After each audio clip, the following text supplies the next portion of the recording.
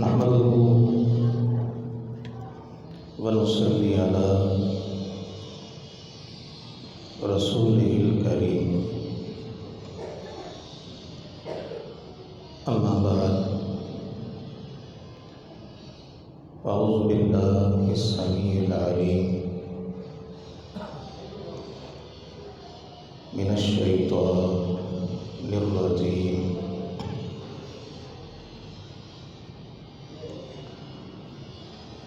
وقال الله تعالى في القرآن المجيد إن زلزلة الساعة شيء عظيم.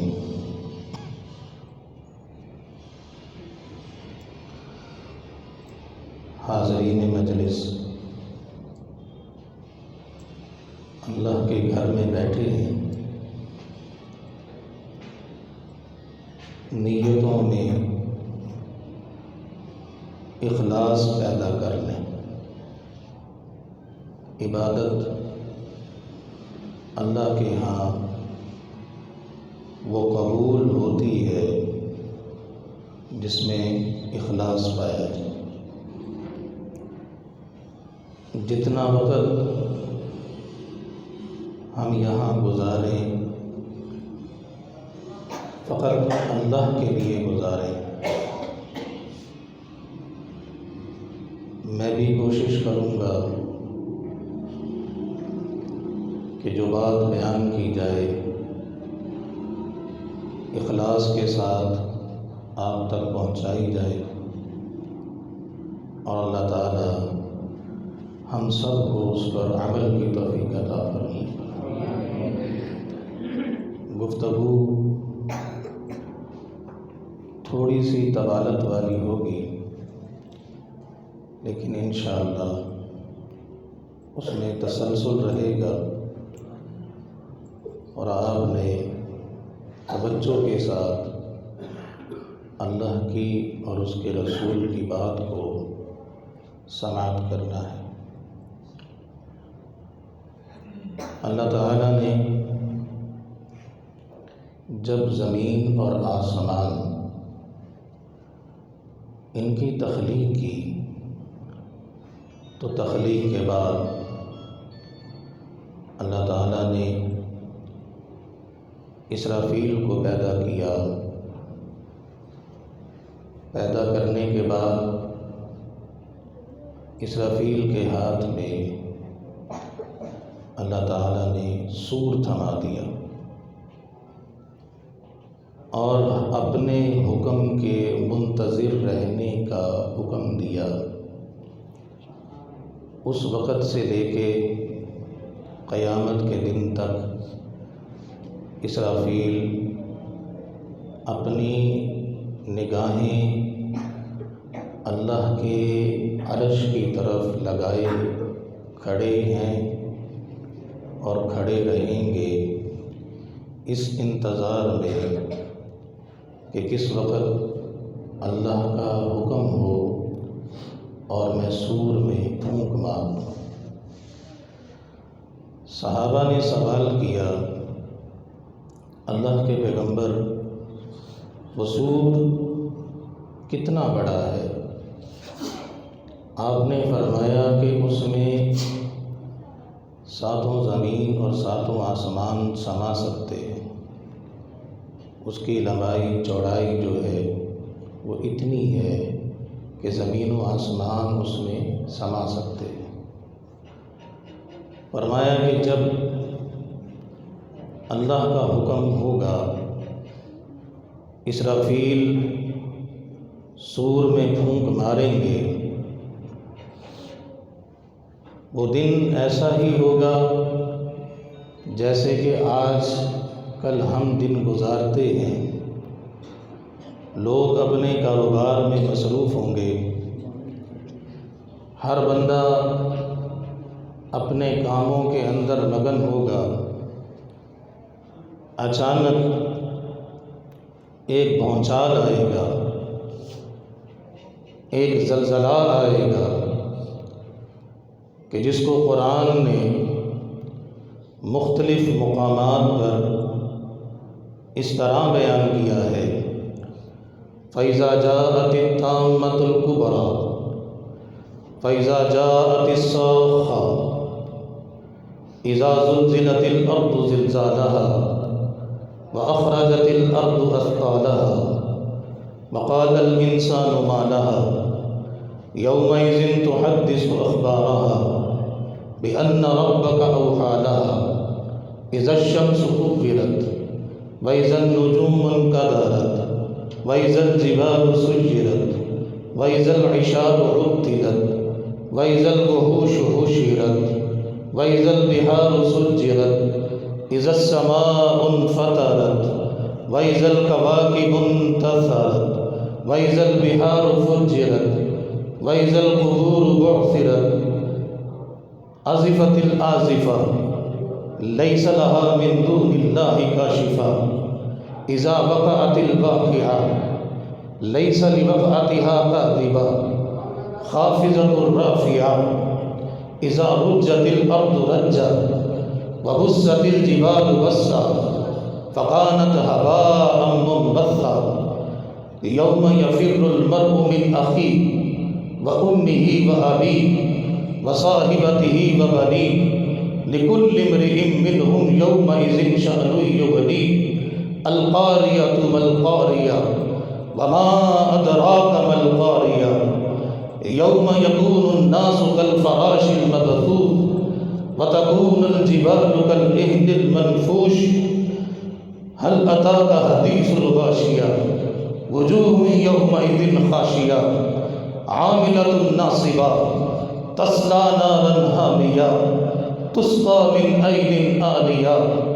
اللہ تعالیٰ نے قیامت کے دن کا جو منظر قرآن میں پیش کیا ہے انتہائی خوفناکی ہے کہ جس دن زمین ڈولے گی، اہل زمین کو لے کر جھکے گی اور اس طرح اس کے اندر گردش اور جنبش آئے گی، جیسے فرمایا کہ سمندر کے اندر ایک کشتی جو ہے گرداب میں پھنس جاتی ہے، ہچکولے کھاتی ہے۔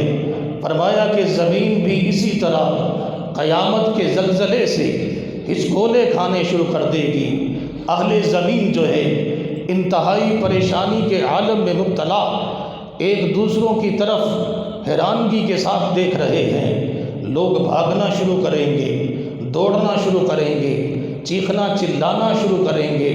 سامنے سے فرشتے آ کر منہ پر تھپیڑے ماریں گے اور فرمایا کہ زمین یک لخت جو ہے درمیان سے پھٹنا شروع ہو جائے گی۔ ان زلزلۃ الساعۃ شیء عظیم۔ فرمایا کہ لوگوں وہ زلزلہ جو ہے قیامت کا بھونچال جو ہے بہت عظیم ہے۔ بچے بوڑھے ہو جائیں گے، حاملہ عورتیں جو ہیں حمل گرا بیٹھیں گی، دودھ پلانے والی عورتیں اپنے بچوں سے غافل ہو جائیں گی۔ فرمایا کہ درندے جانور جو ہیں جنگلوں سے نکل کر میدانوں کا رخ کریں گے کہ وہ دن جو ہے انتہائی عظیم ہے۔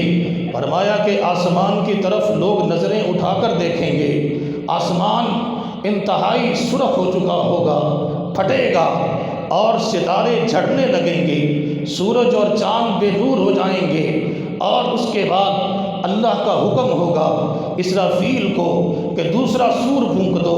جب دوسرا سور پھونکا جائے گا اہل زمین مریں گے، آسمان کے فرشتے مریں گے۔ پہلے آسمان کے فرشتوں پر موت آئے گی، پھر دوسرے آسمان کے فرشتے مریں گے، ساتوں آسمان کے فرشتے جو ہیں وہ ختم ہو جائیں گے۔ زمین پر ہر قسم کی ذی روح جو ہے وہ ختم ہو جائے گی۔ ملک الموت اللہ کے دربار میں حاضر ہوں گے کہ یا اللہ ہر چیز فنا ہو چکی ہے۔ اللہ سوال کریں گے بتاؤ باقی کون ہے؟ معلوم ہوگا اللہ کو کہ باقی کون ہے، لیکن اللہ پوچھے گا ملک الموت سے بتاؤ کہ باقی کون ہے؟ کہا جائے گا کہ اللہ حاملین عرش کو اٹھانے والے فرشتے جو ہیں وہ باقی ہیں، جبرائیل باقی ہیں، میکائیل باقی ہیں، اسرافیل باقی ہیں۔ اللہ کہیں گے کہ آج کے دن عرش کے نیچے جتنی مخلوقات ہیں اللہ سب کو مارے گا۔ یہ چار جو حاملین عرش فرشتے ہیں، ان کے جسموں سے بھی جان کو قبض کیا جائے، وہ بھی مریں گے۔ پھر دوبارہ اللہ کے دربار میں ملک الموت حاضر ہوگا۔ اللہ پوچھیں گے بتاؤ کون باقی ہے؟ کہے گا یا اللہ تو حی ہے، قیوم ہے، قائم رہنے والا ہے، اول ہے، آخر ہے، تیری ذات کو فنا نہیں ہے۔ اللہ تو باقی ہے، جبرائیل باقی ہے، میکائیل باقی ہے، اسرافیل باقی ہے، اور میں ملک الموت باقی ہوں۔ اللہ کہیں گے کہ جاؤ جبرائیل سے کہو اور میکائیل سے کہو کہ ان پر بھی موت طاری ہوگی، وہ بھی مریں گے، ان کی جان بھی قبض کر لی جائے۔ تو جبرائیل اور میکائیل پر بھی موت طاری ہو جائے گی۔ پھر ملک الموت حاضر ہوگا۔ اللہ پھر پوچھیں گے بتا اب کون باقی ہے؟ اللہ میں باقی ہوں، اسرافیل باقی ہے، اور تیری ذات باقی ہے جو حی ہے، قیوم ہے، قائم رہنے والی ہے، کبھی اس کو فنا نہیں ہے۔ اللہ کہیں گے کہ اسرافیل سے بھی سور لے لیا جائے۔ اسرافیل سے سور لیا جائے گا اور عرش کے ساتھ چمٹا دیا جائے گا۔ فرمایا کہ اسرافیل کو بھی اللہ حکم دے گا کہ اس پر بھی موت طاری کر دی جائے، اسرافیل بھی مریں گے۔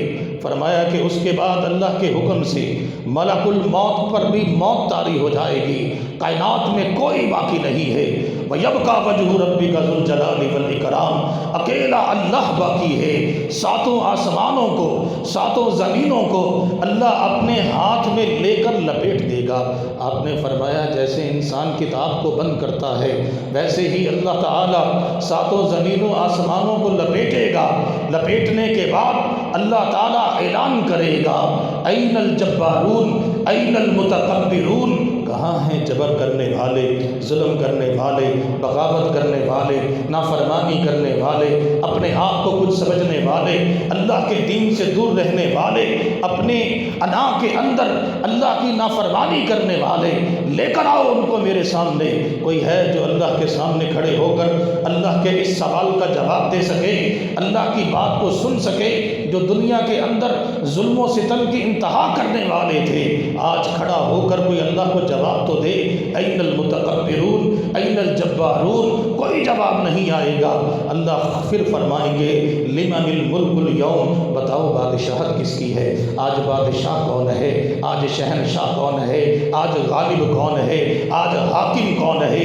آج غریب کرنے والا کون ہے؟ آج کون ہے جو پوری کائنات پر حاوی ہے اور پوری کائنات جو ہے اس کے ہتھیلی میں لپیٹی جا چکی ہے؟ کوئی جواب نہیں آئے گا۔ اللہ خود کہے گا للہ الواحد القہار، آج اکیلا اللہ بادشاہ ہے۔ کائنات نہیں تھی، وہ بادشاہ تھا۔ آج کائنات میں کچھ نہیں ہے، وہ اکیلا بادشاہ ہے۔ لم یلد ہے، لم یولد ہے، نہ اس کا کوئی ثانی ہے، نہ اس کا کوئی ساجی ہے، نہ اس کا کوئی بیٹا ہے، نہ اس کا کوئی باپ ہے۔ وہ اول ہے، آخر ہے، ظاہر ہے، باطن ہے۔ سب سے پہلے کائنات کے اندر کوئی چیز نہیں تھی، اکیلی اللہ کی ذات تھی۔ کائنات میں کچھ باقی نہیں رہے گا، اکیلی اللہ کی ذات باقی رہے گی۔ فرمایا کہ اس وقت اللہ کو جواب دینے والا کوئی نہیں ہوگا۔ ان زلزلۃ الساعۃ شیء عظیم، فرمایا کہ قیامت کا جو زلزلہ ہے وہ برداشت نہیں ہوگا، انتہائی خوفناک۔ اس کے بعد آپ نے فرمایا کہ اللہ تعالیٰ پھر دوبارہ اسرافیل کو پیدا کریں گے، زمین کو چٹیل میدان بنا دیا جائے گا، اور اسرافیل کو اللہ حکم دیں گے کہ دوبارہ پھر سور کو اپنے ہاتھ میں لو، اور آپ نے فرمایا کہ تمام ارواح مکھیوں کی مانند دوبارہ اس سور کے اندر داخل کر دی جائے۔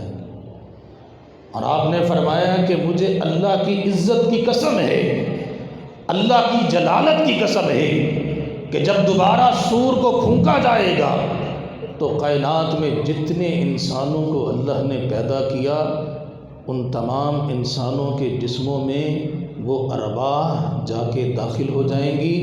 اللہ کے حکم سے دوبارہ انسانوں کے جسم اٹھیں گے، اٹھنے کے بعد فرمایا کہ دوڑ لگے گی، ہر انسان میدان محشر کی طرف دوڑنا شروع کر دے گا، جسم پر کوئی لباس نہیں ہے، برہنہ جسم لے کر ہر انسان میدان محشر کی طرف دوڑ رہا ہے۔ اور فرمایا کہ اس حشر کے میدان میں جب انسان لوگ کھڑے ہوں گے، سوا نیزے پر سورج لایا جائے گا، آگ برسائے گا۔ آپ صلی اللہ علیہ وسلم فرماتے ہیں کہ تمہیں معلوم ہے کہ اس میدان کے اندر تمہیں کتنا عرصہ کھڑا رہنا پڑے گا، کتنا عرصہ انتظار کرنا پڑے گا، کتنا عرصہ زمین کی تپتی ہوئی تپش اس کے اوپر پاؤں کو جلانا پڑے گا، سوا میل یا سوا نیزے پر سورج کی گرمی کو برداشت کرنا پڑے گا۔ آپ نے فرمایا کہ 70 سال تمہیں لگیں گے، 70 سال تم اس محشر کے میدان میں فقط اس انتظار میں کھڑے ہوگے کہ اللہ آسمان سے آئے اور ہمارا حساب شروع کر دے۔ فرمایا کہ لوگوں ڈر جاؤ۔ آپ نے فرمایا کہ میدان محشر میں جو انسانوں کے جسم پر پسینہ آئے گا وہ اتنا جلائے گا کہ لوگ چیخ کر کہیں گے یا اللہ جہنم میں پھینک دے، اللہ جہنم میں پھینک دے، یہ پسینہ جسم کو برداشت نہیں ہو رہا، یہ جلا رہا ہے، انتہائی سخت ہے، جو جسم پر اتنی تپش پیدا کر رہا ہے کہ جسم اس کو برداشت کرنے کے قابل نہیں ہے۔ یا اللہ اٹھا کے جہنم میں پھینک، اٹھا لے، ہم یہ پسینہ نہیں برداشت کر سکتے، اٹھا کے جہنم کے سپرد کر دے۔ یہ حالت ہوگی لوگوں کی۔ فرمایا کہ 70 سال تمہیں اسی حالت میں گزارنے پڑیں، 70 سال۔ اس کے بعد پھر تھک ہار کر امتیں انبیاء کے پاس جائیں گے کہ اللہ سے درخواست کیجیے، اللہ ہمارا حساب تو شروع کرے۔ تمام نبی انکار کرتے چلے جائیں گے۔ آج اللہ کی جو جلالت ہے، جو خوف ہے، جو دبدبا ہے، جو رعب ہے، اس کے سامنے نبی نہیں جا سکتے۔ نبیوں میں سقط ہی نہیں ہے، اللہ کا سامنا کرے جو خالق کائنات ہے۔ آخر کار آپ صلی اللہ علیہ وسلم کے پاس امتیں آئیں گی اور آپ کو اللہ تعالیٰ یہ اعزاز دیں گے کہ آپ صلی اللہ علیہ وسلم عرش کے پاس ایک مقام ہے جس کو مقام فحص کہتے ہیں۔ آپ صلی اللہ علیہ وسلم اس مقام پر لے جائے جائیں گے اور اللہ کے سامنے سجدے میں پڑ جائیں گے۔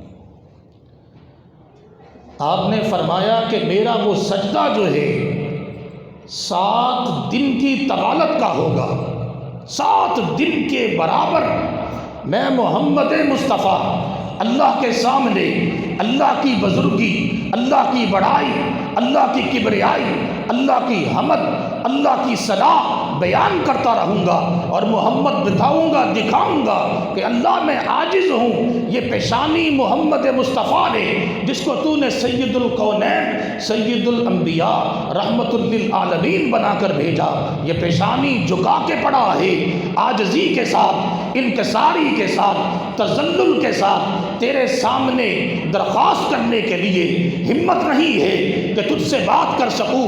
اب تجھ سے صرف التجا کرتا ہوں اپنی پیشانی کو سجدے میں رکھ کر کہ خالق کائنات اس محمد کی درخواست کو قبول کر لے۔ 7 دن کے بعد جب اللہ تعالیٰ آپ صلی اللہ علیہ وسلم کو کہیں گے یا محمد صلی اللہ علیہ وسلم ارفع راسک، اٹھا لیجئے سر کو، اللہ نے آپ کی اس عاجزی کو، انکساری کو، تذلل کو، پیشانی اپنی جھکانے کو قبول کر لیا ہے۔ بتائیے سل توتا، آپ کیا سوال کرنا چاہتے ہیں، کیا مانگنا چاہتے ہیں؟ اللہ دے گا، عطا کرے گا۔ محمد مصطفیٰ کہیں گے یا اللہ امت جو ہے انتہائی پریشانی کے عالم میں کھڑی ہے، اللہ آئیے آ کر حساب کتاب شروع کیجئے۔ اللہ اس درخواست کو قبول کریں گے، آسمان سے فرشتے اتریں گے، زمین پر آئیں گے اور زمین سے لے کر آسمان کے درمیان کے خلا کو نور سے بھر دیا جائے گا، ساری زمین نور سے بھرے گی۔ وجاء ربک والملک صفا صفا، فرشتے ادب کے ساتھ صفیں بنائیں گے، اللہ آئے گا اپنی جلالت کے ساتھ، اپنی شان کے ساتھ، اپنی قدرت کے ساتھ، اپنی طاقت کے ساتھ، کیونکہ وہ رحمان بھی ہے، رحیم بھی ہے، ملک بھی ہے، قدوس بھی ہے، سلام بھی ہے، مومن بھی ہے، مہیمن بھی ہے، اول بھی ہے، آخر بھی ہے، ظاہر بھی ہے، باطن بھی ہے، حسیب بھی ہے، مقیت بھی ہے، غفار بھی ہے، وہاب بھی ہے، رزاق بھی ہے، خافض بھی ہے، معز بھی ہے، مذل بھی ہے، حکم بھی ہے، عدل بھی ہے اور ذوالجلال والاکرام ہے۔ تمام صفات کے ساتھ اللہ جلوہ گر ہوگا جو پوری کائنات کا خالق اور مالک ہے، ذرے ذرے کو پیدا کرنے والا ہے، جس کی تخلیق میں کوئی نقص نہیں ہے۔ اللہ آئے گا، زمین پر جب آئے گا آ کر اپنا میزان لگائے گا، وہ عدل کا میزان ہوگا۔ جب اللہ میزان رکھے گا نبیوں کے جسم کانپ اٹھیں گے۔ آج اللہ نے عدل کرنا ہے، یہ عدل کا میزان ہے، ظالم کو پکڑا جائے گا، ظلم کا بدلہ دلوایا جائے گا۔ ذرہ کے برابر نیکی، ذرہ کے برابر بدی جو ہے اللہ سامنے کرے گا، سینوں کے بیتوں کو کھول دے گا، تمہارے خیالات تمہارے سامنے آئیں گے، برائی نیکی سامنے رکھ کر اللہ فیصلہ کرے گا، نبیوں کے جسم کپ کپا اٹھیں گے۔ آپ نے فرمایا کہ وہ میزان کا ایک پلڑا اتنا بڑا ہوگا، ساتوں زمین ساتوں آسمان اس میزان میں سما سکتے ہیں، پلڑے میں سما سکتے ہیں۔ فرمایا کہ اللہ سب سے پہلی بات آ کر کہے گا، لوگوں آج تک تم اپنی مرضی کرتے رہے، اللہ دیکھتا رہا، اللہ تمہیں دیکھتا رہا کیا کرتے ہو۔ نبیوں کے ذریعے اللہ تمہیں سمجھاتا رہا کہ بھائی ہدایت یہ ہے، نیکی یہ ہے، اللہ کی عبادت یہ ہے، اللہ کو منانے کے طریقے یہ ہیں، اللہ کی ریاضت یہ ہے، جنت یہ، جہنم کی خوفناکی، ہر چیز تمہیں اللہ بتاتا رہا، خود خاموش رہا۔ آج تمہاری زبانوں پر تالے لگیں گے، آج اللہ بولے گا، اللہ سوال کرے گا، اللہ تم سے پوچھے گا، اور تمہارے اندر سخت نہیں ہوگی کہ تم اپنی زبانوں کو حرکت دے سکو جب تک اللہ کی مرضی نہ ہو۔ فرمایا کہ ساتھ ہی جہنم کو بھی لایا جائے گا۔ وَجَاءَ رَبُّكَ وَالْمَلَكُ صَفًّا صَفًّا وَجِيءَ يَوْمَئِذٍ بِجَهَنَّمَ۔ فرمایا کہ جہنم کو لایا جائے گا، 70,000 لگامیں، 70,000 لگاموں پر، ہر لگام پر 70,000 فرشتے گھسیٹتے ہوئے جہنم کو جب لائیں گے، جہنم دھاڑے گی، چیخ مارے گی، اندر سے پھٹے گی۔ فرمایا کہ جب وہ پھٹے گی تو پھر نبی کانپ اٹھیں گے۔ ہر نبی کی زبان پر کیا ہوگا؟ رب سلم، رب سلم، یا اللہ آج انبیاء بھی تجھ سے اپنی خیر مانگتے ہیں۔ فرمایا کہ وہ جہنم ایسی ہے جس کے عذاب کو اللہ نے عذاب علیم کہا ہے، کہیں عذاب عظیم کہا ہے، کہیں عذاب مہین کہا ہے، کہیں بئس القرار کہا ہے، کہیں بئس المصیر کہا ہے، کہیں بئس المہین کہا ہے، کہیں اللہ نے کہا کہ مسول المتکبرین ہے، کہیں کہا ہے لواحۃ البشر ہے، یہ جسم کو جلانے والی ہے، چہرے کو جلانے والی ہے، نار اللہ ہے، اللہ کی آگ ہے، اللہ نے جلائی ہے، اللہ تطلع علی الافئدہ، جو تمہارے جسموں کے اندر جلا کر تمہیں جلا کر دلوں پر چڑھ جائے گی۔ وما ہم بخارجین من النار، جہنمی جہنم سے نکل نہیں پائیں گے۔ فما اصبرہم علی النار، جہنمی جہنم پر جہنم کی آگ برداشت نہیں کر پائیں گے۔ لہم شراب من حمیم، کھولتا پانی دیا جائے گا جو ان کے سروں پر اڈیلا جائے گا، ان کی انتڑیوں کو کاٹ دے گا۔ فرمایا کہ جہنم کی آگ ایک لحظے کے اندر جہنمی کے جسم کو جلا کے راکھ کرے گی، اس کے جسم سے چمڑا ادھیڑا جائے گا، پھر چڑھایا جائے گا، پھر ادھیڑا جائے گا، پھر چڑھایا جائے گا۔ 16,000 مرتبہ دن کے اندر جہنمی کے جسم سے چمڑا ادھیڑا جا رہا ہے، چڑھایا جا رہا ہے، جلایا جا رہا ہے۔ آگ ہی آگ ہے، یہ وہ عذاب ہے جو چمٹ جانے والا ہے، لزام ہے۔ اللہ نے کہا جب یہ چمٹے گا تو تم سے جدا نہیں ہوگا۔ لوگ جہنم کے اندر بھاگیں گے کہ یہ عذاب چھوٹ جائے، فرمایا کہ نہیں چھوٹے گا، چمٹے گا۔ رات کی تاریکی میں اللہ کے پیغمبر بیدار ہوتے ہیں، انتہائی خوفناکی کا عالم ہے، گھر سے باہر نکلتے ہیں۔ فرمایا کہ جو جسم مبارک پر چادر ہے نیچے گرتی ہے، آپ کے پاؤں کے اندر پھنس جاتی ہے، پاؤں کو اندر چادر کو اسی طرح لیے ہوئے آپ گھر سے باہر نکل کر دوڑ لگاتے ہیں، صحابہ کو اٹھاتے ہیں، قوموا للہ قانتین، اللہ کے لیے کھڑے ہو جاؤ، اتقوا النار اتقوا النار اتقوا النار، میں تمہیں جہنم کی آگ سے بچانے کے لیے تمہیں تو کہتا ہوں کہ جہنم کی آگ سے بچ جاؤ، کہ جو میں جانتا ہوں وہ تمہیں معلوم نہیں ہے۔ جہنم کی آگ اتنی خوفناک ہے کہ تمہارے جسم اس کو برداشت نہیں کر پائے گی۔ اتقوا النار اتقوا النار قوموا للہ قانتین، لوگوں اللہ کے لیے کھڑے ہو جاؤ اور اللہ سے بخشش مانگ لو، اللہ سے معافی مانگ لو، اللہ سے جہنم کی پناہ طلب کر لو کہ وہ جہنم جو ہے اتنی خوفناک ہے کہ جس کا پیندہ انتہائی گہرا ہے، کہ جس میں طہور کا درخت جو ہے، شجرۃ الزقوم جو ہے کھانے کو دیا جائے گا، کہ جس کا ایک قطرہ زمین پر ڈالا جائے پوری دنیا کی معیشت کو تباہ کر دے۔ اتنا زہریلا وہ کھانا جو جہنمی کے منہ میں ٹھونسا جائے گا، حلق میں اڑے گا، پانی پیے گا، اتنا گرم پانی ہوگا کہ اس کے چہرے کی کھال کو پگھلا دے گا، انتڑیوں کو کاٹ دے گا۔ جسم کی انتڑیاں کٹی ہوئی لے کر جہنم کے اندر انسان گھوم رہا ہے، چیخ رہا ہے، چلا رہا ہے۔ فرمایا کہ لہم فیہا زفیر، جہنمیوں کی چیخیں ہوں گی، لا یسمعون، سننے والا کوئی نہیں ہوگا۔ آج انسان کے دکھ درد میں کوئی نہ کوئی کام آ جاتا ہے، انسان کی آنکھوں میں سے آنسو آ جائیں، کوئی نہ کوئی ترس کھا لیتا ہے، کوئی نہ کوئی مدد کر دیتا ہے، کوئی نہ کوئی معاونت کے لیے تیار ہو جاتا ہے۔ جہنم میں چیخ چیخ کر، چلا چلا کر جہنمی تھک جائیں گے، لیکن فرمایا کہ کوئی بھی مدد کرنے کے لیے نہیں آئے گا۔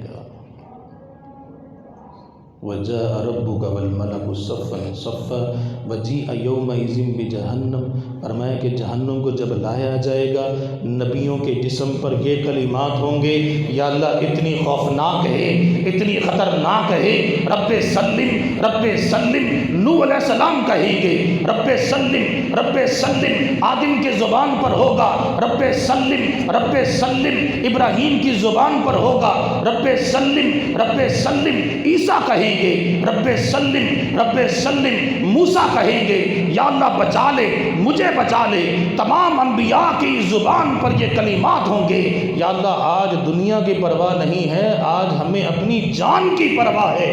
ان آوازوں کے اندر ایک آواز آئے گی رب امتی رب امتی رب امتی۔ نبی بھی پریشان ہوں گے کہ یہ کون ہے کہ جو اپنی امت کی خیر مانگ رہا ہے۔ فرمایا کہ وہ محمد مصطفیٰ ہوں گے، آمینہ کے لال ہوں گے، در یتیم ہوں گے، اللہ کے پیغمبر جو رحمت للعالمین ہے، سید الانبیاء ہے، سید القونین ہے، 13 سال مکہ کے اندر مارے کھا کر اللہ کے دین کی خاطر صبر استقامت کا پہاڑ بن کر لوگوں کے لیے دعائیں کرتے رہے، لوگوں کے لیے التجائیں کرتے رہے۔ رات کی تاریکی میں اپنی امت کے لیے محمد مصطفیٰ صلی اللہ علیہ وسلم مصلی پر کھڑے ہو کر اللہ سے بخشش کی دعائیں کرنے والے، وہ اپنی امت کی خیر مانگ رہے ہوں گے کہ یا اللہ آج مجھے اپنی جان کی پرواہ نہیں، اللہ میری امت کو بخش دے، میری امت کو معاف کر دے۔ اسی لیے اللہ نے کہا لقد من اللہ علی المؤمنین، کہ کہ میں نے احسان کیا ہے اس محمد مصطفیٰ کو تم پر بھیج کر تمہارا نبی بنا کر میں نے تم پر احسان کر دیا ہے۔ عزیز ما عنتم، کہ وہ تمہارے بارے میں اتنے غمناک ہوتے ہیں، اتنے پریشان ہوتے ہیں، اتنے دل کے اندر ان کے تمہارے بارے میں خیر کے جذبات ہیں کہ وہ راتوں کو بھی سوتے نہیں ہیں، آنکھوں میں آنسو لیے اللہ سے امت کی بخشش کی دعائیں کرتے رہتے ہیں۔ وما ارسلناک الا رحمتا للعالمین، فرمایا کہ اس محمد کو ہم نے رحمت بنا کر بھیجا ہے۔ جب اللہ کا میزان لگے گا، فرمایا کہ سب سے پہلا سوال اللہ تمہاری نماز کا کرے گا۔ اول ما یحاسب یوم القیامت الصلاۃ، فرمایا کہ سب سے پہلا سوال جو ہے اللہ تعالیٰ تم سے نماز کا کریں گے۔ اذا صلحت صلح العمل کلہ، فرمایا کہ اگر تمہاری نماز درست ہوئی باقی اعمال اللہ دیکھے گا، اگر نماز درست نہ ہوئی فرمایا کہ باقی اعمال کو اللہ رد کر دے گا، دیکھے گا ہی نہیں، وزن ہی نہیں ہوگا اعمال کا۔ فرمایا کہ اس لیے نماز کی پابندی ضروری ہے۔ من ترک الصلاۃ متعمدا واحدۃ فقد کفر، ایک نماز جان بوجھ کے چھوڑنا کفر ہے۔ فرمایا کہ مسلمان مشرک کافر کے درمیان فرق نماز ہے۔ فرمایا کہ یہ وہ چیز ہے کہ اللہ تعالیٰ نے محمد مصطفیٰ کو معراج کے موقع پر اللہ نے تحفہ دیا ہے۔ جو اللہ کا تحفہ ہے وہ کتنا قیمتی ہوگا، اس کی کتنی قدر کرنی چاہیے۔ محمد مصطفیٰ صلی اللہ علیہ وسلم نے پوری زندگی قدر کر کے دکھائی۔ آپ نے کبھی نماز نہیں چھوڑی، چاہے بیماری کا عالم ہے، چاہے آپ پریشان ہیں، چاہے میدان جہاد میں ہیں، چاہے آپ حضر میں ہیں، چاہے آپ سفر میں ہیں، کسی حالت کے اندر آپ صلی اللہ علیہ وسلم نے کبھی نماز کو ترک نہیں کیا کہ یہ اللہ کا تحفہ ہے۔ فرمایا کہ میری معراج تو یہ تھی کہ میں اللہ کے پاس عرش پر جا کر ملاقات کی ہے۔ مومن کی معراج فرمایا نماز ہے۔ جب انسان نماز میں سجدے میں جاتا ہے اللہ کے انتہائی قریب ہو جاتا ہے۔ اس سے بڑھ کر قربت اور نہیں مل سکتی کہ جب انسان سجدے میں ہوتا ہے تو گویا کہ اللہ کا دیدار کر رہا ہے، اللہ اس کے سامنے موجود ہے۔ فرمایا کہ اپنی نمازوں کو درست کر لو، نماز چھوڑنا کفر ہے۔ اور فرمایا کہ قیامت کے دن سب سے پہلا جو سوال ہوگا نماز کا ہوگا۔ فرمایا کہ قیامت کے دن یہ نہ سوچنا کہ تمہارے کوئی کام آئے گا۔ ایک آدمی آئے گا، فرمایا کہ اس کی نیکیاں اور بدیاں برابر ہو جائیں گی، پلڑے میں برابر ہو جائیں گی۔ اللہ تعالیٰ کہیں گے جاؤ ایک نیکی تو ڈھونڈ کے لاؤ، کسی سے لے کر آؤ۔ فرمایا کہ وہ اپنے باپ کے پاس جائے گا، ماں کے پاس جائے گا، اپنے عزیز و اقارب کے پاس جائے گا، بھیک مانگے گا، التجائیں کرے گا۔ ایک نیکی چاہیے کہ جس کی وجہ سے مجھے یہاں جنت مل سکتی ہے۔ آپ صلی اللہ علیہ وسلم نے فرمایا کہ تھک جائے گا، کوئی بندہ اسے ایک نیکی نہیں دے گا، چاہے ماں ہے، چاہے باپ ہے، چاہے بھائی ہے، چاہے کوئی بھی، سب انکار کریں گے۔ خوفناکی کا عالم یہ ہے، سب کہیں گے اگر ہماری نیکی کم ہوگی ہم کیا کریں۔ اس لیے اللہ نے کہا کہ یوم یفر المرء من اخیہ و امہ و ابیہ و صاحبتہ و بنیہ، کہ کوئی کسی کے کام نہیں آئے گا، اپنے اعمال کا تمہیں خود جواب دینا ہے۔ فرمایا کہ ان اعمال میں اخلاص لے کر جانا، کہ ریاکاری کے اعمال اللہ برباد کر دے گا، تباہ کر دے گا۔ فرمایا کہ ریاکار انسان جب اللہ کے سامنے آئے گا، اللہ تعالیٰ فرشتوں سے کہیں گے اس کے اعمال کو لے کر عرش کے ایک سائیڈ پہ انہیں کھڑا کر دو، تو وہ ریاکاروں کے اعمال ان کو تھما دیے جائیں گے اور عرش کی ایک سائیڈ پہ کھڑا کر دیا جائے گا۔ اب وہ انتظار میں ہے، ابھی حساب ہوتا ہے، ابھی حساب ہوتا ہے۔ فرمایا کہ 50,000 سال کا دن گزارا جائے گا اور وہ 50,000 سال اسی انتظار میں کھڑے رہیں گے کہ ابھی حساب ہوگا، ابھی حساب ہوگا۔ فرمایا کہ جب حساب کی باری آئے گی اللہ کہے گا جاؤ جن کے لیے تم عمل کرتے تھے انہی سے بدلہ لے لو، اٹھا کے جہنم کے سپرد کر دیا جائے۔ فرمایا کچھ لوگ آئیں گے، اعمال لے کر آئیں گے۔ فرمایا کہ ان کے عمل میں ہر قسم کی نیکی ہوگی، روزہ، حج، زکوٰۃ، نماز، فرمایا ذکر، قرآن کی تلاوت، اتنے اعمال کہ آپ نے فرمایا کہ تہامہ پہاڑوں کے برابر، یہ تہامہ پہاڑی ایک بہت بڑا سلسلہ ہے، فرمایا کہ اتنے بڑے بڑے اعمال لے کر آئیں گے، اللہ ریت کے ذرات بنا کر اڑا دے گا۔ صحابہ نے جب حدیث کو سنا فرمایا اللہ کے پیغمبر، آپ کی اس بات نے جسم پر رونگٹے کھڑے کر دیے ہیں، جسم کپکپاہٹ کا شکار ہے، بتائیے گا کہ وہ کون سے لوگ ہوں گے کہ جن کے اعمال کو اللہ تعالیٰ ریت کے ذرات بنا کر اڑائے گا۔ ہم بھی نمازیں پڑھتے ہیں، ہم بھی روزے رکھتے ہیں، زکوٰۃ دیتے ہیں، حج کرتے ہیں، منانے کی کوشش کرتے ہیں، زبان پر ذکر رہتا ہے، قرآن کی تلاوت رہتی ہے، کبھی رات کو نماز میں کھڑے ہیں، کبھی دن کو نماز پہ کھڑے ہیں، کبھی میدان جہاد میں کھڑے ہیں، کبھی تلوار کے ساتھ اللہ کے لیے اللہ کے راستے میں لڑتے ہوئے اپنی جانیں قربان کر رہے ہیں۔ اگر اعمال ہی برباد ہونے ہیں تو اللہ کے پیغمبر یہ تمام اعمال کرنے کا فائدہ کیا ہوگا؟ آپ نے فرمایا کہ تم نہیں ہو، یہ خوشخبری ہے، تم نہیں ہو، کیونکہ تمہارا تزکیہ محمد مصطفیٰ نے کیا ہے۔ تم نہیں ہو، تم جیسے ہوں گے، صرف ایک گناہ ہوگا، ایک غلطی ہوگی کہ جس کی وجہ سے اعمال ریت کے ذرات بن جائیں گے۔ فرمایا کہ وہ غلطی کیا ہوگی کہ ظاہر میں مسلمان، خلوت میں شیطان، ظاہر کے اندر وہ نمازی ہے، مسجد کا نمازی نظر آتا ہے، چہرے پر داڑھی ہے، لیکن خلوت اس کی برباد ہے، وہ خلوت میں رہ کر گناہ کرتا ہے، نافرمانی کرتا ہے، یہ سوچتے ہوئے کوئی نہیں دیکھ رہا، اب کون دیکھ رہا ہے، اب کون دیکھ رہا ہے؟ فرمایا کہ اس کو یہ پتہ نہیں کہ اللہ دیکھ رہا ہے۔ کائنات کی کوئی ایسی جگہ نہیں کہ جہاں انسان جا کے کوئی عمل کرے اور اللہ اسے نہ دیکھ رہا ہو۔ یہ بدعملی جو ہمارے اندر بہت زیادہ پائی جاتی ہے کہ ہماری جلوت اور ہے، خلوت اور ہے، ظاہر اور ہے، باطن اور ہے۔ باطن میں ہم بھول جاتے ہیں کہ ہمیں ہر لمحہ، ہر لحظہ اللہ دیکھ رہا ہے، اور وہ اللہ ہماری شارق سے زیادہ قریب ہے، ہمارے دل کے خیالات کو بھی جانتا ہے، ہمارے عمل سے واقف ہے، پکڑنے پر قادر ہے، قیامت کے دن پوچھے گا، سوال کرے گا۔ فرمایا کہ یہ سوچ اگر نہیں ہے اور بدعملی کرتا جا رہا ہے، کرتا جا رہا ہے، توبہ بھی نہیں کرتا، ڈرتا بھی نہیں ہے، انابت بھی نہیں کرتا، رجوع بھی نہیں کرتا کہ اللہ سے معافی مانگ لے بتقاضۂ بشریت، یا اللہ گناہ ہوا ہے لیکن اللہ تو اس سے ڈرتے ہیں، معاف کر دے، نہیں ہے ایسی بات۔ فرمایا کہ جتنے اعمال لے کر آئے گا سب اللہ برباد کر دے۔ اللہ اکبر۔ فرمایا کہ پھر آخری جو مرحلہ آئے گا، یہ تو بڑی طویل بات ہے حساب کتاب کی، جب پل صراط بچھایا جائے گا، فرمایا کہ بال سے زیادہ باریک، تلوار سے زیادہ تیز، اور اس کی دونوں سائڈوں پر آپ نے فرمایا کہ دو چیزیں ہوں گی، ایک امانت اور ایک صلہ رحمی۔ ہر بندے نے پل صراط سے گزرنا ہے۔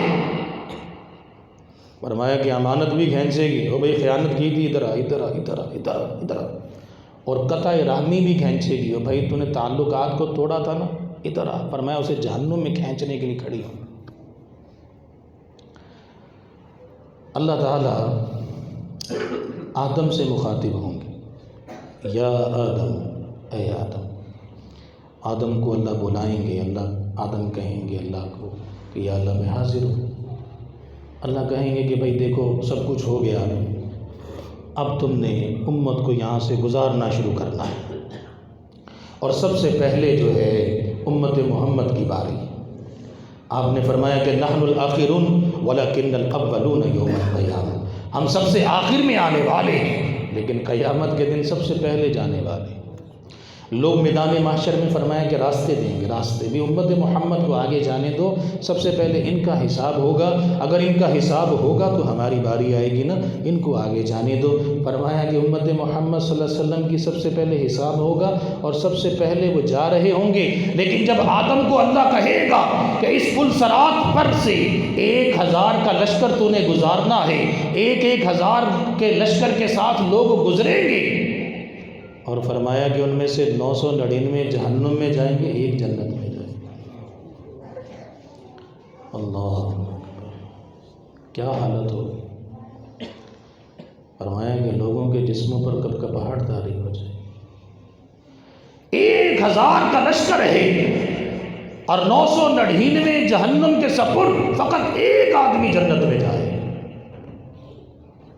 اس وقت آنکھوں میں آنسو بھی ہوں گے اور انتہائی خوفناکی بھی ہوگی، لیکن اس وقت ہمیں محمد مصطفیٰ صلی اللہ علیہ وسلم کی شان سمجھ آئے گی، آپ کا مقام سمجھ آئے گا کہ آپ کی شان کیا ہے، آپ کا مقام کیا ہے، آپ کی عظمت کیا ہے، آپ کتنے مقرب تھے اور امت کے لیے کیسے رحمت للعالمین بنے کہ محمد مصطفیٰ صلی اللہ علیہ وسلم کو اللہ تعالیٰ نے دنیا میں ایک دعا کی آفر کی۔ اے محمد مصطفیٰ، دنیا میں اگر آپ دعا مانگ لیں، جو بھی مانگیں گے اللہ آپ کو عطا کر دیں گے۔ سیادت مانگیں اللہ دیں گے، پوری دنیا کی ملکیت مانگ لیں اللہ عطا کر دیں گے، بادشاہت مانگ لیں عطا کریں گے، جو مانگنا چاہتے ہیں مانگ لیں۔ محمد مصطفیٰ نے اپنی اس دعا کو مؤخر کر دیا کہ کل قیامت کے دن یہ دعا میں قیامت کے دن اس وقت کروں گا جب امت محمد نے پل صراط سے گزرنا ہے، انتہائی خوفناکی کا عالم ہے، میں اپنی امت کی شفاعت کی اللہ سے درخواست کروں۔ فرمایا کہ تمہیں اس وقت سمجھ آئے گی کہ محمد مصطفیٰ کا مقام کیا ہے، آپ کی شان کیا ہے، آپ کی عظمت کیا ہے۔ فرمایا کہ بس یہ کر کے آنا کہ تمہارے اعمال میں توحید یہ موجود ہونی چاہیے، شرک کی غلاظت سے تمہارا عمل پاک ہونا چاہیے، تبھی جا کر تم محمد مصطفیٰ کی شفاعت کے حقدار بنو گے، مگر نہ جہنم کے سپرد کر دیے جاؤ گے۔ آپ صلی اللہ علیہ وسلم ابو ذر غفاری کو لے کر باہر نکلتے ہیں مدینہ سے، ایک مقام آتا ہے، آپ ابو ذر غفاری سے کہتے ہیں کہ بھئی یہاں تم ٹھہرو، میں تھوڑا کام کر کے آتا ہوں۔ فرمایا کہ اپنے قدم نہ اٹھانا،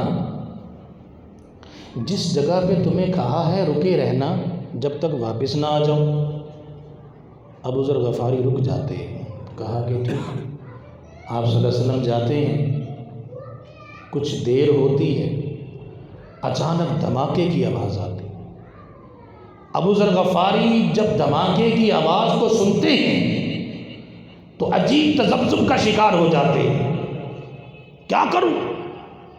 فوری طور پر ذہن میں آئی کہ اللہ کے پیغمبر کو کوئی نقصان نہ پہنچ گیا ہو، دوڑنے لگتے ہیں، قدم اٹھانے لگتے ہیں۔ فوری ذہن میں آتا ہے اللہ کے پیغمبر نے حکم دیا تھا کہ ابو ذر قدم نہیں اٹھانے۔ اللہ، اطاعت کی وجہ سے اپنے قدموں کو جما کے کھڑے ہو جاتے ہیں کہ میں نے محمد مصطفیٰ کی نافرمانی نہیں کرنی، لیکن آنکھوں میں آنسو جاری ہو گئے، جسم پر کپکپاہٹ طاری ہے کہ کہیں اللہ کے پیغمبر کو کوئی تکلیف نہ آ گئی ہو۔ تھوڑی دیر گزرنے کے بعد جب آپ صلی اللہ علیہ وسلم واپس آتے ہیں، چہرے پر اثرات دیکھتے ہیں کہ ابو ذر کے چہرے پر اثرات بڑے عجیب سے ہیں، آنکھوں میں آنسو۔ کہا ابو ذر کیا ہوا؟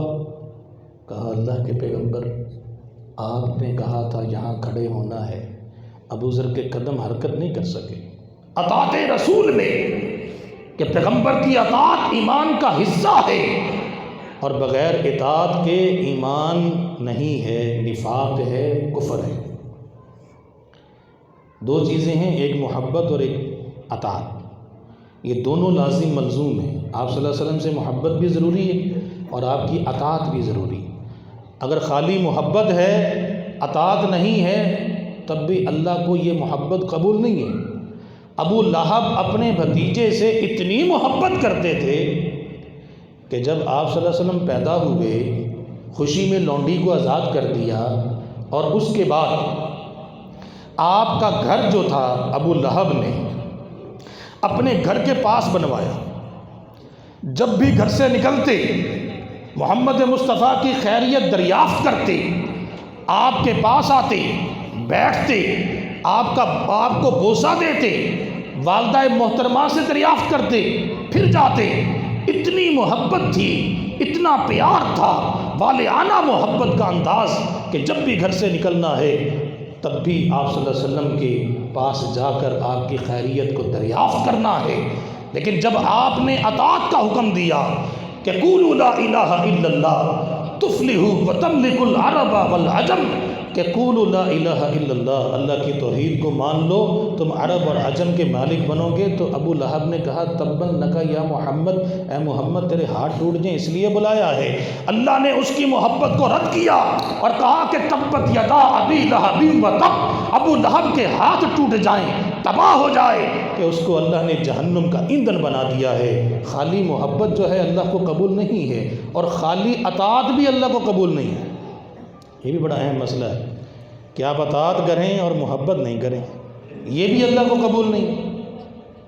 منافقین اطاعت کرتے تھے، قلبی محبت نہیں تھی، اللہ نے ان کا ٹھکانہ فی الدرک الاسفل من النار بنایا ہے کہ منافقین کا ٹھکانہ جہنم کا نچلا گڑھا ہے، کہ جو اطاعت تو کرتے ہیں، نماز بھی پڑھتے نظر آتے ہیں، روزہ رکھتے نظر آتے ہیں، حج کرتے نظر آتے ہیں، لیکن دل سے محمد مصطفیٰ کو نہیں مانتے، محبت نہیں ہے، فرمایا کہ یہ بھی جہنم کے وارث ہیں۔ ابو ذر نے اطاعت بھی کی ہے، محبت بھی ہے، کہ آپ صلی اللہ علیہ وسلم کو کچھ ہو نہ گیا ہو، آنکھوں میں آنسو بھی ہیں۔ آپ نے کہا کہ ابو ذر تو نے دھماکے کی آواز سنی؟ کہا اللہ کے پیغمبر دھماکہ کی آواز سنی؟ فرمایا کہ آسمان سے جبریل آئے تھے اور پیغام لے کر آئے تھے جو آج سے پہلے کبھی یہ پیغام نازل نہیں کیا گیا۔ جبریل کا پیغام یہ تھا، من قال لا الہ الا اللہ دخل الجنہ، کہ آپ کی امت میں جو توحید پر کاربند رہا، توحید کی خاطر اپنی زندگی گزار گیا، اللہ کے علاوہ کسی اور کے سامنے نہ جھکا، اس کی پیشانی کسی اور کے سامنے نہ جھکی، یہ جھولی کسی اور کے سامنے اس نے پھیلانا برداشت نہ کی، گوارا نہ کی، جب بھی مانگا اللہ سے مانگا، جب بھی پکارا اللہ کو پکارا، جب بھی تکلیف آئی تو اللہ کے سامنے گر گرایا۔ اللہ فرماتے ہیں زمین سے لے کے آسمان تک گناہ لے کر آ جائے، اللہ جنت میں داخل کرے، معاف کر دے۔ یہی وہ توحید تھی کہ جس کی وجہ سے محمد مصطفیٰ کو کاہن کہا گیا، جادوگر کہا گیا، آپ کو مجنو کہا گیا، کوڑا کرکٹ پھینکا گیا، کانٹے بچھائے گئے، پتھر برسائے گئے، لہو لہان کیا گیا، شیب ابی طالب کے اندر آپ کو محصور ہونا پڑا۔ جرم کیا تھا کہ لا الہ الا اللہ، کائنات میں اگر کوئی خدا ہے، معبود ہے، مسجود ہے، اکیلی اللہ کی ذات ہے، اگر سجدہ ہوگا تو اللہ کو ہوگا، اس کے علاوہ دنیا کائنات میں سجدے کے لائق نہیں ہے کوئی۔ جب آپ نے مکہ کو فتح کیا، مکہ کے اندر داخل ہوئے، فاتحانہ انداز میں بیت اللہ کے اندر جا کر حضرت علی سے کہا، علی محمد مصطفیٰ تیرے کندھوں پہ سوار ہونا چاہتے ہیں۔ ان بتوں کو جو بیت اللہ کے اندر مشرکین مکہ نے اپنے ہاتھوں سے گڑھ کر سجا رکھے ہیں، اللہ کے خلاف بغاوت کرنے کے لیے آج ہم نے ان بتوں کو توڑ کر باہر پھینکنا ہے۔ حضرت علی کے جب کندھوں پہ محمد مصطفیٰ سوار ہوئے تو نبوت کا بوجھ برداشت نہ کر سکے، کپ کپاہٹ طاری ہوئی، آپ صلی اللہ علیہ وسلم نیچے اترے، علی سے کہا کہ تم محمد مصطفیٰ کے کندھوں پر سوار ہو جاؤ، نبوت کا بوجھ تم سے برداشت نہیں ہو پا رہا۔ علی کو سوار کیا، کہا کہ تمام بتوں کو توڑنا ہے، علی بت توڑتے چلے گئے اور آپ یہ پڑھتے چلے گئے، وجاء الحق وزاحق الباطل ان الباطل کان زہوقا، آج حق آ گیا، باطل کو مٹنا ہے۔ جب حق والے استقامت کے ساتھ اور صبر کے ساتھ اللہ کے راستے میں ڈٹ جائیں تو پھر دنیا کائنات ان کا مقابلہ نہیں کر سکتی۔ یہ توحید تھی کہ جس کی وجہ سے میدان سجے، جنگیں ہوئیں، اور اسی توحید کی وجہ سے بلال مارے کھاتے رہے۔ آپ نے فرمایا کہ کل قیامت کے دن اگر محمد مصطفیٰ کی شفاعت چاہتے ہو کہ بتقاضۂ بشریت گناہ بھی ہیں لیکن پھر بھی اللہ سے معافی کے طلبگار ہو تو توحید کو سینے سے لگا کر آنا، یہ عمل تمہیں جنت میں لے جانے کا باعث بنے گا۔ تو میرے بھائیوں، آج کے دور میں یہی چیز بہت مشکل ہے کہ ہم نے توحید کو چھوڑ دیا ہے، جگہ جگہ بت پرستی ہے، قبر پرستی ہے، مزار دربار ہیں، سجدے کیے جاتے ہیں، لوگ شوبدہ بازوں کے سامنے اپنی پیشانیاں جھکا دیتے ہیں۔ تو میرے بھائی یہ پرفتن دور ہے، اس دور میں ہم نے وہی حدیث اپنے ذہن میں رکھنی ہے کہ آپ صلی اللہ علیہ وسلم نے فرمایا تھا وَإِن قُتِلْتَ وَحُرِّقْتَ لَا تُشْرِكْ بِاللَّهِ، کہ اگر تمہیں قتل کر دیا جائے تمہارے جسم کے ٹکڑے ٹکڑے کر دیے جائیں، برداشت کر لینا، لیکن شرک نہیں کرنا، توحید پر کمپرومائز نہیں کرنا، کیونکہ یہ نجات ہے، یہ اساس ہے تمہارے اعمال کی، اللہ کی رضا کی، اور قیامت کے دن جنت میں جانے کی۔ اللہ سے دعا ہے، مختصر سی بات کی ہے، اللہ تعالیٰ مجھے اس پر عمل کی توفیق عطا فرمائے، آپ کو بھی عمل کی توفیق عطا فرمائے۔ قیامت کے دن کی ہولناکی جو ہے اس کو میرے بھائیو ذہن میں بٹھائیے، یہ بہت خوفناک دن ہے، اس کے آنے سے پہلے اللہ کو منا لیجئے، اللہ سے اپنے گناہوں کی بخشش طلب کر لیجئے۔ اللہ مجھے آپ کو عمل کی توفیق عطا فرمائے۔ وآخر دعوانا ان الحمد للہ رب العالمین۔